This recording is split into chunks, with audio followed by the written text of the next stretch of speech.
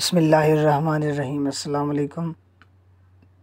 یہ ویڈیو ان حضرات کے لیے ہے، ان بھائی بہنوں کے لیے ہے جن کو محسوس ہوتا ہے کہ ان کی عزت گر گئی ہے کسی کی نظروں میں، یا انسان خطا کا پتلا ہے، اس سے کوئی ایسی غلطی ہو گئی ہے جس کی وجہ سے اس کی عزت میں کمی ہو گئی ہے، تو وہ اپنی عزت کو واپس بحال کیسے کریں؟ پہلے تو وہ استغفار کریں، اللہ سے معافی مانگے، اس کے بعد یہ وظیفہ ہے جو میں آپ کو بتاؤں گا، آپ کو پڑھنا ہے، انشاءاللہ آپ کو فائدہ ہوگا۔ یہ آیت کریمہ قرآن پاک میں سے ہے، انشاءاللہ جلدی کام کرے گا اور آپ کو محسوس ہوگا۔ تو وظیفے کی طرف بڑھنے سے پہلے میری آپ سے ریکویسٹ ہے کہ میرے چینل کو سبسکرائب کریں، بیل آئیکن پر کلک کریں اور ویڈیو کو لائک کریں۔ تو آتے ہیں وظیفے کی جانب۔ لوگوں کی نظروں میں گر گیا ہوں۔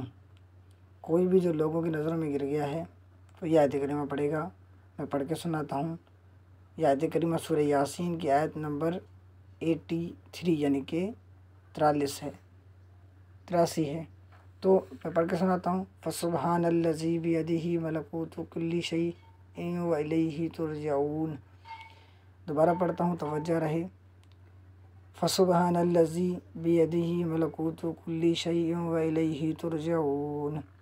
اگر کوئی شخص لوگوں کی نظر سے گر گیا ہو اور چاہتا ہو کہ اس کی عزت بحال ہو جائے تو اس آیت کو 11 مرتبہ پڑھ کر روزانہ اپنے اوپر پھونک مارے، انشاءاللہ کامیابی ملے گی۔